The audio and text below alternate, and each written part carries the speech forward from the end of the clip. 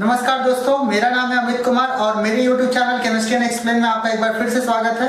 हम बात कर रहे हैं यूवी इलेक्ट्रॉनिक स्पेक्ट्रोस्कोपी की और आज हम पहुंच गए हैं पार्ट 6 में।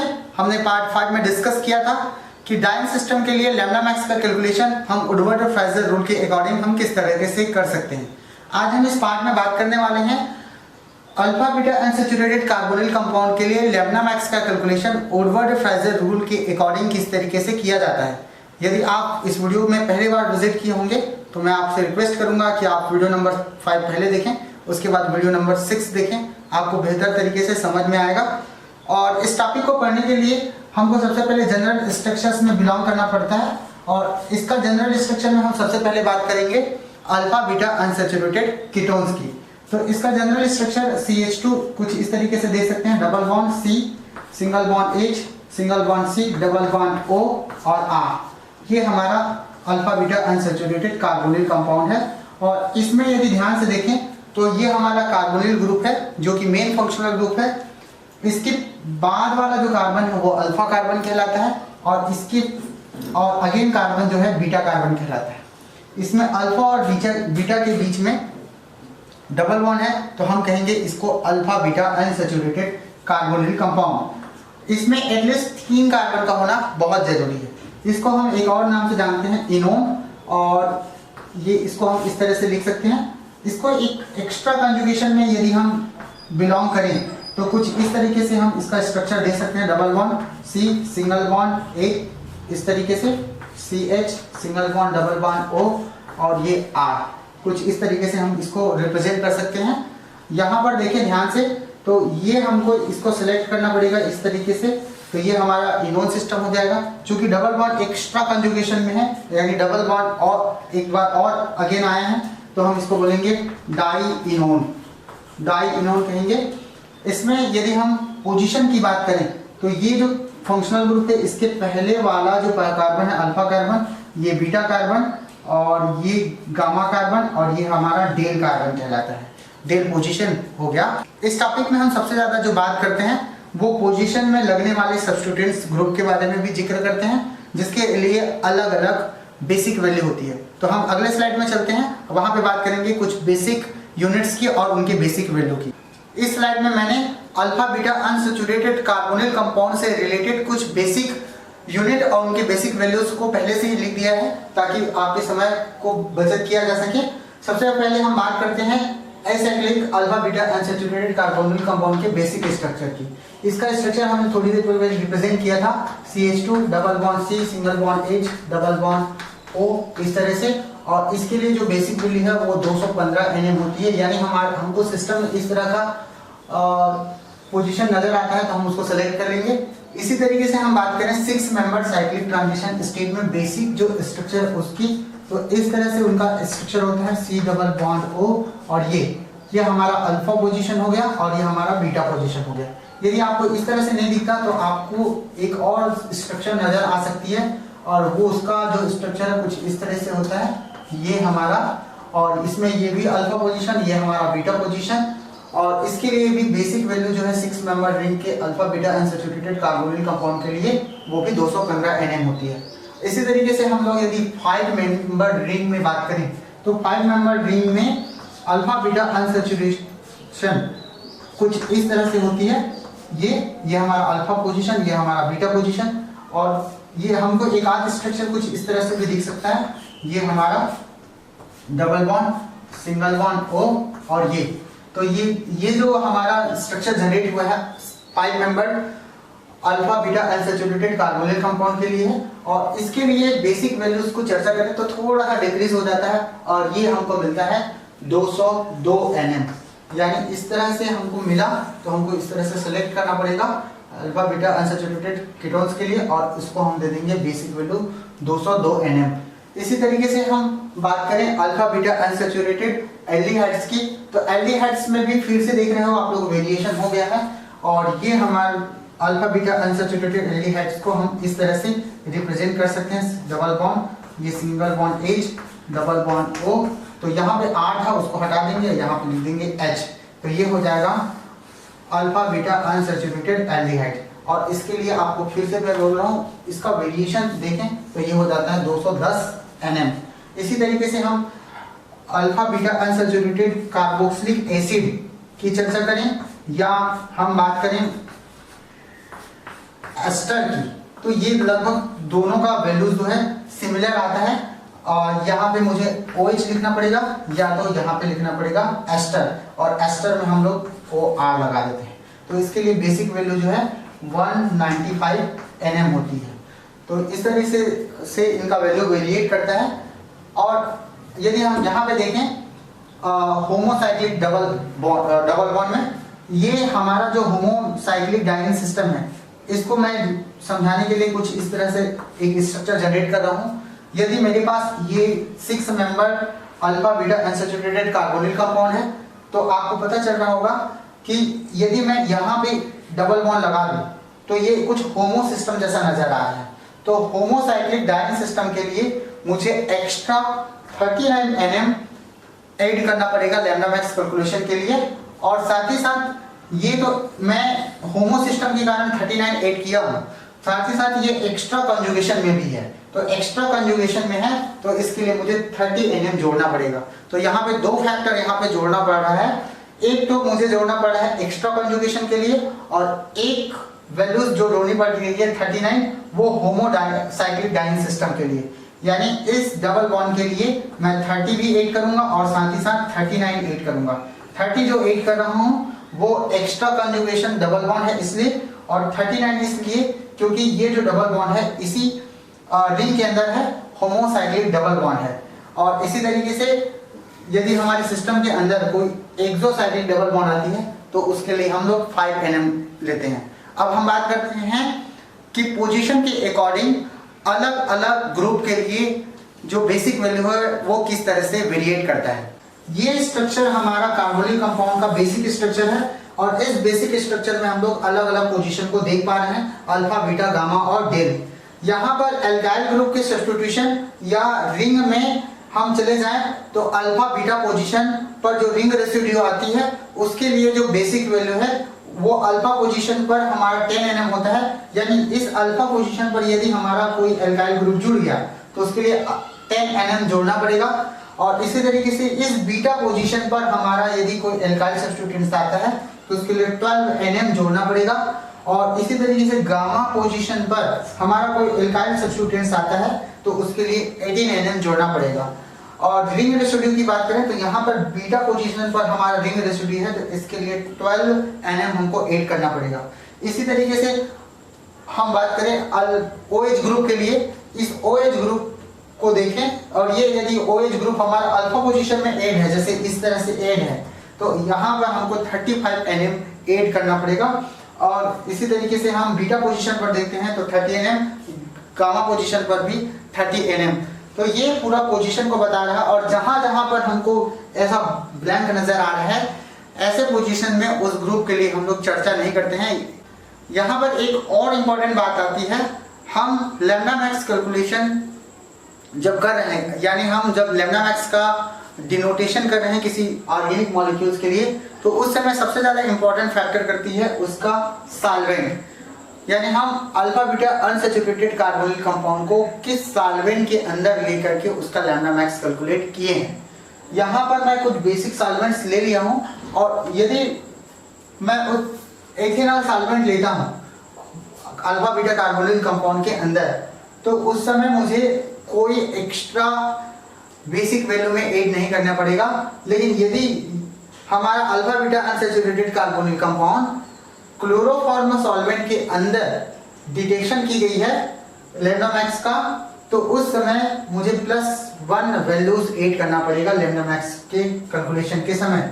इसी तरीके से यदि हमारा वाटर सॉल्वेंट के रूप में यूज हुआ है तो हमें लैम्डा मैक्स कैलकुलेशन करते समय जो टोटल वैल्यूज आएगी उसमें -8 nm हमको करना पड़ेगा। यानी -8 nm उस टोटल वैल्यूज में हमको डिक्रीज करना पड़ेगा। इसी तरीके से साइक्लोहेक्सेन या हेक्सेन लिए हैं तो उस समय हमको 11 nm ऐड करना पड़ेगा लैम्डा मैक्स कैलकुलेशन करते समय, और ईथर के लिए +7 nm। तो ये कुछ बेसिक वैल्यूज थे। वैल्यूज थोड़ा ज्यादा है, मैं ये कहूँगा आपको ज्यादा से ज्यादा ये एसाइक्लिक 6 मेंबर और 5 मेंबर याद रखनी है, यानी ये 3 वैल्यूज बहुत इंपॉर्टेंट है।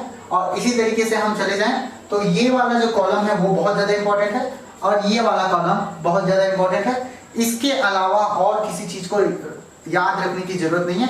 इन तीनों को हम 1 2 3 4 और ये 5, हमको ये 5 डाटा याद हो जाते हैं तो हम बहुत सारे सवाल हल कर लेंगे और कॉम्पिटिटिव एग्जाम में भी इसी से रिलेटेड ही क्वेश्चन आएंगे। ये आपको मैं केवल रिप्रेजेंट करके दिखाया हूं कि इसके लिए भी बेसिक वैल्यू होती है, इसको याद करने की जरूरत नहीं है। आप बिल्कुल याद करने की कोशिश ना करें, आप केवल आप अपने नोट्स बुक में इसको लिख के बस रखें कि इस तरह से आइडियाज होती है। और साथ ही साथ ये सॉल्वेंट कंस्ट्रक्शन वाली कॉन्सेप्ट को भी नहीं पूछा जाता। मुझे एक नया चीज लगा इसलिए मैंने इसको यहाँ पे ऐड कर दिया कि सॉल्वेंट के अकॉर्डिंग भी हमारा लैम्डा मैक्स वैल्यू चेंज होता है, बशर्ते क्वेश्चंस में इस तरह से हमको सॉल्वेंट कंस्ट्रक्शन नहीं पूछा जाता। आपको एक बेसिक से क्वेश्चन पूछे जाते हैं और उन्हीं बेसिक क्वेश्चन को हम हल करने वाले हैं। तो हम बात करते हैं पहले क्वेश्चन से। इस पहले क्वेश्चन में देखें तो हमको सबसे पहले हमको सेलेक्ट करना पड़ेगा इसका बेसिक यूनिट, और ये हमारा बेसिक यूनिट सेलेक्ट हो गया। और हम देखें इसके पोजीशन में तो ये हमारा अल्फा पोजीशन, ये हमारा बीटा पोजीशन। इसमें हम देखें तो हमको पता चल रहा है कि ये acyclic alpha beta unsaturated carbonic compound है और अल्फा ये cyclic alpha beta unsaturated carbonic compound के लिए जो बेसिक वैल्यू है वो बेसिक वैल्यू हमने डिनोट किया है 215 Nm। और अब हम यहाँ देख लेते हैं कि हमको क्या क्या और नजर आ रहा है। आप ध्यान से देखें तो आपको पता चल रहा होगा ये हमारा जो बीटा पोजीशन है, इस बीटा पोजीशन में हमको 2 एल्काइल ग्रुप नजर आ रहे हैं, यानी ये 2 सब्स्टिट्यूएंट एल्काइल ग्रुप है। तो ये इसको मैं बोल देता हूँ बीटा पोजीशन पर एल्काइल ग्रुप, बस इतना ही हम थोड़ा सा शॉर्टली लिख रहे हैं एल्काइल ग्रुप। और ये बीटा पोजीशन पर जो एल्काइल ग्रुप है हमने यहाँ पे रिप्रेजेंट किया है 12 Nm, यानी 12 Nm हमको ऐड करना पड़ेगा। एक के लिए 12 लगती है तो हम यहाँ पे लिखेंगे 2 × 12 और ये हो जाएगा हमारा 24 Nm। अब कई स्टूडेंट्स को यहाँ पे एक दिक्कत रहती है, सर क्या ये वाला पोजीशन भी है जिसको हम सब्स्टिट्यूएंट्स में लेंगे? तो आपको ध्यान रखना पड़ेगा, हम जब ये बेसिक यूनिट ऐसा सेलेक्ट करते हैं तो इस तरह का जो ग्रुप है, जो कार्बोनिक कंपाउंड के साथ जो ग्रुप अटैच है उसको हम लोग सब्स्टिट्यूएंट्स में नहीं लेते हैं। इधर से जो अल्फा बीटा जो ग्रुप आते हैं उसी को हम सब्स्टिट्यूएंट्स में लेंगे। तो हमारे पास केवल इतनी ही वैल्यूज हैं और चूंकि हम सॉल्वेंट की बात नहीं कर रहे हैं तो हम सॉल्वेंट को यहाँ पे नहीं लिखेंगे। तो इसके लिए यदि देखें तो हमारा जो लैम्डा मैक्स है वो हमारा आ जाएगा, यहाँ पर 8 करें तो ये 9 हो जाएगी और ये 3 और इस तरह से ये हो जाएगा 2। तो 239 इस कंपाउंड का लैम्डा मैक्स है। तो बहुत ही सिंपल है ये क्वेश्चन। अब चलते हैं दूसरे क्वेश्चन पर। इस दूसरे क्वेश्चन को देखें तो आपको एक भारी भरकम सा स्ट्रक्चर दिख रहा है और इसको देख करके घबराना नहीं है। इसको देखें तो आपको पता चल रहा होगा ये 6 मेंबर रिंग है, यानी यहाँ से मैं सेलेक्ट कर दूं इस तरह से तो आपको पता चलेगा ये alpha beta unsaturated carbonyl compound. चूंकि 6 मेंबर रिंग के अंदर है तो हम इसको बेसिक वैल्यू पहले दे देते हैं और बेसिक वैल्यू हमने 6 मेंबर रिंग के लिए पढ़ा है 215 Nm। और आपको और देखें आपको क्या मिल रहा होगा, तो यहाँ पे मुझे alpha beta unsaturated carbonyl compound को ब्रेक डाउन करना है, अलग करना है। तो मुझे यहाँ से रिंग को यहाँ से और यहाँ से रिड्यूस करना पड़ेगा, काटना पड़ेगा। तो मुझे ऐसा पता चल रहा है कि ये जो अल्फा पोजीशन और ये बीटा पोजीशन है, तो बीटा पोजीशन पर 2 जगह मुझे रिंग रिड्यूस करना पड़ा है, यानी रिंग रेसिड्यू की चर्चा करें बीटा पोजीशन पर तो हमने यहाँ पे लिखा है 12 Nm और 12 Nm है तो 2 जगह है तो हम बोलेंगे बीटा 2 बीटा रिंग रेसिड्यू, ऐसा लिख सकते हैं 2 बीटा रिंग रेसिड्यू। और हम यहाँ पे लिखेंगे 2 × 12 और यह जाएगा 24 Nm। और आपके क्या दिख रहा है, इस रिंग के सामने में ये वाला रिंग है तो इस रिंग के बाद ये वाला रिंग है तो ये डबल बॉन्ड इससे कनेक्टेड है। और जो डबल बॉन्ड कनेक्टेड है यानी इस रिंग के जस्ट बाहर में डबल बॉन्ड है। और हमने चर्चा किया था पिछले लेक्चर में कि किसी रिंग के बाहर में डबल बॉन्ड है तो हम उसको बोलते हैं एक्सो डबल बॉन्ड। तो यहाँ पे मैं लिख देता हूँ एक्सो डबल बॉन्ड, और एक्सो डबल बॉन्ड के लिए हमने लिखा है 5 Nm, ये 5 Nm बस इतना ही है। और इसमें ऐड कर दें तो हमको लैम्डा मैक्स की वैल्यू मिल जाएगी। और यहाँ पे हम देखें ऐड करके ये NM है हमारा, और ये 2 5 4 9 और 9 और 5 4 हो जाएगा 14, 1 2 2 1 1 2 और ये हो जाएगा हमारा 4 और इसको जोड़ दें तो 2। तो यहाँ पे हमको मिल रहा है 244 Nm इस कंपाउंड के लिए लैम्डा मैक्स। इस थर्ड नंबर के क्वेश्चन का जिक्र करें तो यहाँ पर हमको ये दिख रहा है 5 मेंबर रिंग, और इस 5 मेंबर रिंग में हम लोग बेसिक जो फंक्शन है उसको इस तरह से सेलेक्ट कर लेते हैं। और अब हम ये देखते हैं कि इसमें बेसिक वैल्यू क्या आनी चाहिए। तो ये 5 मेंबर रिंग है, तो इसके लिए हम लिखेंगे बेसिक वैल्यू, और बेसिक वैल्यू इसका होता है 202 Nm, 202 Nm होता है 5 मेंबर रिंग के लिए। और अब हम चलते हैं इसमें पोजीशन को नंबरिंग देते हैं। ये पोजीशन है अल्फा, और ये पोजीशन बीटा, ये पोजीशन गामा, और ये हमारा हो गया डेल पोजीशन। इस बीटा पोजीशन में देखें तो हमको एक एल्काइल ग्रुप दिख रहा है, तो यहाँ पे लिख लेता हूँ मैं 1 एल्काइल ग्रुप या 1 एल्काइल सब्स्टिट्यूटेंट्स, वो भी कहाँ, बीटा पोजीशन पर। तो यहाँ पे बीटा पोजीशन में मेंशन कर देता हूँ, और बीटा पोजीशन पर है उसके लिए हमने जिक्र किया था +12 Nm, इतना हमने लिखा था। अब यहाँ पे आके देखें तो हमको रिंग रेसिड्यू नजर आ रहा है, एक गामा पोजीशन पर और एक डेल पोजीशन पर। तो यहाँ पर मैं पहले जब टेबल डिजाइन किया था तो यहाँ पे नहीं लिखा था, डेल पोजीशन पर के लिए भी हमारा रिंग रेसिड्यू या अल्काइल सब्स्टिट्यूटेंट्स है, तो उसके लिए भी हम 18 Nm लेते हैं। तो यहाँ पर गामा पोजीशन, रिंग रेसिड्यू, यहाँ पे है रिंग रेसिड्यू। रिंग रेसिड्यू उसको बोलते हैं जहाँ से हम रिंग को रिड्यूस करके हम बेसिक फंक्शन को कॉन्जुगेशन में लाते हैं। तो ये रिंग रेसिड्यू है, वो भी कहाँ, गामा पोजीशन पर। ये गामा पोजीशन पर जो रिंग रेसिड्यू है उसके लिए हम लिखते हैं 18 Nm, यहाँ पे 18 Nm है। इसी तरीके से लिए हम फिर से बात करें रिंग रेसिड्यू, और ये रिंग रेसिड्यू है हमारा डेल पोजीशन पर। यहाँ पे डेल पोजीशन पर एक रिंग रेसिड्यू है, और ये डेल पोजीशन पर जो रिंग रेसिड्यू है वो भी हमारा 18 Nm होता है इस तरीके से। अब देखें तो हमको पता चल रहा है कि ये वाला जो डबल बॉन्ड है जो इस रिंग के अंदर है, इस 5 मेंबर रिंग के जस्ट बाजू में है, तो हम बोलेंगे 1 एक्सो डबल बॉन्ड, 1 एक्सो डबल बॉन्ड। और 1 एक्सो डबल बॉन्ड है उसके लिए हम लेते हैं 5 Nm। अब हम और देखें तो हमको पता चल रहा है ये डबल बॉन्ड जो है एक्स्ट्रा कंजुगेशन में है। तो एक्स्ट्रा कंजुगेशन में है, हम बोलते हैं डबल बॉन्ड एक्सटेंडेड कंजुगेशन। तो यहाँ पे लिख देता हूँ 1 extra double bond conjugation, double bond in conjugation लिख सकते हैं। और इसके लिए हमारा हो जाएगा, हमने दे के रखा है इसको 30 Nm, 30 Nm। और यहाँ पे और कोई नहीं है, इसको हम रिंग रेसिड्यू में तो नहीं लेंगे।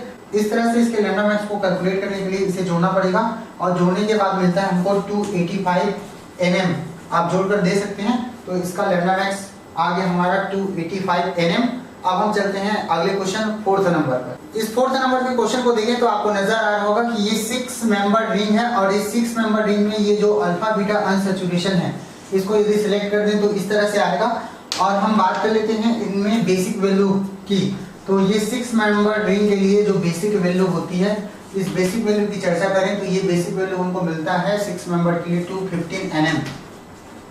अब इसी तरीके से आप देखें इसमें क्या क्या पोजीशन है। तो ये हमारा अल्फा पोजीशन, ये बीटा पोजीशन, ये गामा और ये डेल पोजीशन।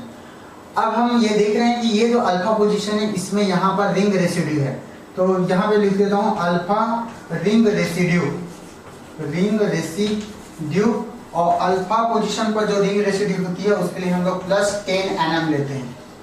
अब इसी तरीके से देखें आगे, तो हमको डेल पोजीशन पर रिंग रेसिड्यू नजर आ रहा है, तो डेल रिंग रेसिड्यू, तो ये डेल रिंग रेसिड्यू के लिए हमने चर्चा किया है अभी, ये हमारा आता है 18 Nm। 18 Nm इसमें ऐड करना पड़ेगा। अब और देख लें और क्या दिख रहे हैं हमको, तो हमको नजर आ रहा है ये जो डबल बॉन्ड है इस रिंग के रिस्पेक्ट में एक्सो है, बाहर की ओर है, तो यहाँ पे लिखूंगा 1 एक्सो डबल बॉन्ड, 1 एक्सो डबल बॉन्ड। और हम एक्सो डबल बॉन्ड के लिए जिक्र कर लिए थे 5 Nm। अब और देखें तो हमको नजर आ रहा है ये जो डबल बॉन्ड है वो एक्स्ट्रा है, वो तो या इसको लिख सकते हैं वन एक्सटेंडेड या वन एक्सटेंडिंग डबल बॉन्ड जो कि कॉन्जुगेशन में है, और उसके लिए हम लोग जो वैल्यूज है उसको ऐड कर लेते हैं 30 nm। और इस क्वेश्चन में एक और अच्छी बात ये है कि ये हमको एक नया नॉलेज दे रहा है, और ये जो डबल बॉन्ड है एक ही रिंग के अंदर है। और हमने बात किया था यदि ऐसे सिस्टम में डबल बॉन्ड एक ही रिंग के अंदर आ जाए तो हम उसको बोलते हैं होमो सिस्टम या होमोसाइक्लिक डाइन कंपाउंड सिस्टम। और हमने कहा है कि यदि हमारे पास होमो डाइन है, डाइन, और वो भी कहाँ, कंजुगेशन में, तो ऐसे कंडीशन में हम +39 ऐड कर देते हैं। और इसके अलावा और मुझे तो कुछ नज़र नहीं आ रहा है तो इसको ऐड करना पड़ेगा, और ऐड कर दे तो हमको इसका लैम्डा मैक्स निकल आएगा। तो लैम्डा मैक्स की वैल्यू यदि इसको ऐड कर दे तो देख लेते हैं, 5 8 5 13, और 13 और 5 18, और ये 27 हो जाएगा, 9 करें, और ये 2 3 4 5 और 5 और 6 11, और ये हो जाएगा हमारा 3। तो ये इस तरीके से देखें तो इसके लिए लैम्डा मैक्स की वैल्यू 317 nm आ रही है। और अब चलते हैं हम लोग 6 नंबर की क्वेश्चन, सॉरी 5वें नंबर के क्वेश्चन में। इस 5वें नंबर के क्वेश्चन को देखें तो आपको नजर आ रहा होगा ये हमारा रिंग है वो 6 मेंबर रिंग है, और 6 मेंबर रिंग के अंदर ये हमारा alpha beta unsaturated carbonyl group है। और इस alpha beta unsaturated carbonyl group जो कि 6 मेंबर है उसके लिए हम बेसिक वैल्यू को हम जिक्र करते हैं। तो बेसिक वैल्यू हमारा होता है 215 nm, 215 nm हम लिखते हैं। इस तरीके से हम इसमें और कुछ पोजीशन को जिक्र करें तो ये हमारा अल्फा पोजीशन कहलाएगा, और ये हमारा बीटा पोजीशन, ये हमारा गामा, और ये हमारा डेल पोजीशन कहलाएगा। अब इसको रिड्यूस करना है, इसको बस अलग करना है कंजुगेशन के साथ हटा करके। तो यहाँ पे मुझे 2 जगह से रिड्यूस करना पड़ रहा है, 2 जगह से रिड्यूस करना पड़ रहा है। और एक जो रिड्यूस कर रहा हूँ मैं अल्फा पोजीशन पर, और ये एक रिड्यूस कर रहा हूँ गामा पोजीशन पर। तो यहाँ पे लिख लेता हूँ alpha ring residue, alpha ring residue. और अल्फा रिंग रेसिड्यू के लिए हमने जिक्र किया था 10 nm, तो यहाँ पे 10 nm हो जाएगा। इसी तरीके से गामा डेल के लिए जो रिंग रेसिड्यू है, डेल के लिए रिंग रेसिड्यू, उसके लिए चर्चा करें तो ये हमारा देता है 18 mm, ये हमारा देता है 18 nm। इसी तरीके से हम चर्चा करें आगे तो हमको पता चल रहा है ये जो एक डबल बॉन्ड है वो एक्सटेंडेड है, यानी वन एक्सटेंडिंग डबल बॉन्ड,